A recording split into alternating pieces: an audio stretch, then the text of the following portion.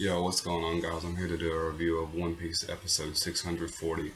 Now, this episode starts off with Law's crew, well, not Law's full crew, but Law's group making actually setting foot on Greenbit and noticing that the island's basically just a very wild forest. And Robin, I thought, or one of them, notices a Navy ship actually manages to land on Greenbit, and that was there prior to them being there, and the ship didn't wash up ashore, isn't um, basically shipwrecked.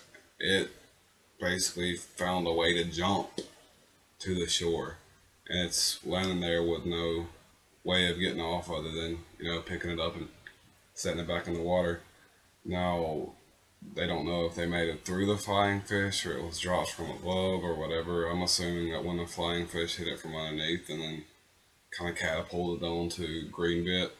But the damage to the ship wasn't that bad. The hull wasn't cracked. There was a bit of cracks on. There were some cracks on the side of the ship, and based on the damage, Robin concluded that it hadn't been long before the ship had actually wrecked on the island.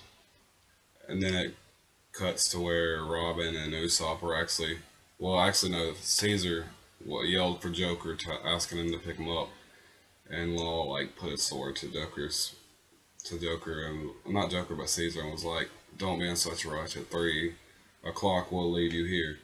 And then Joker will proceed to pick you up, and then it goes to Robin and Usopp basically looking at some Marines from G5, and they're basically telling the Straw Hats to come out. We're gonna catch you.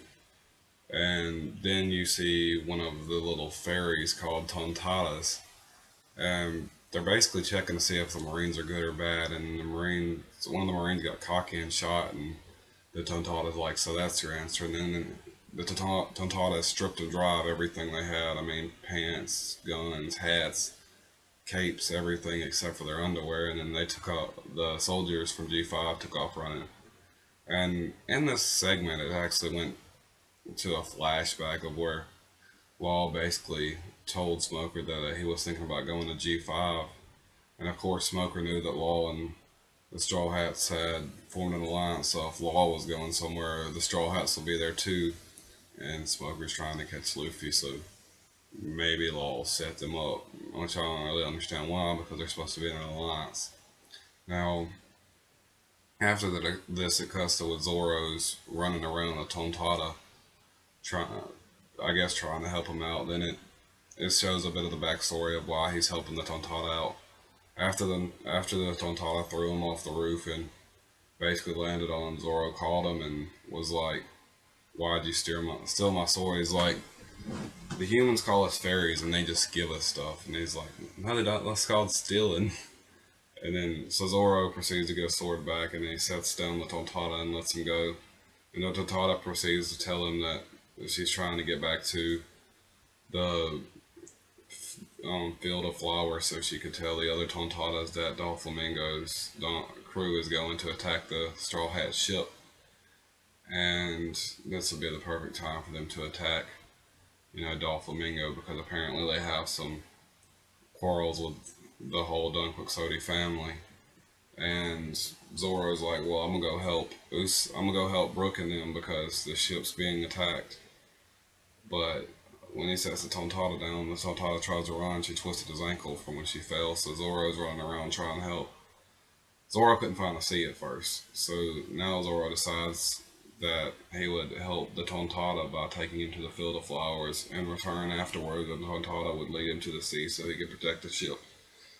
Now, Zoro just fucking gets lost like crazy here, and it makes for a little bit of funniness. But then it goes back to Dun Chinjiao running through Kurata Coliseum, getting ready for the fight, and he's wondering where Luffy ran off to, and he almost takes out two random, like, I guess you'd call them peons of the fight arena, and almost disqualify them from the tournament. But the two dudes that are with him from the same kingdom stopped him so he wouldn't be disqualified from the tournament. And basically, he's like, "When this bell sounds, Luffy, or Garp's grandson is what he says. When the bell sounds, that marks their death.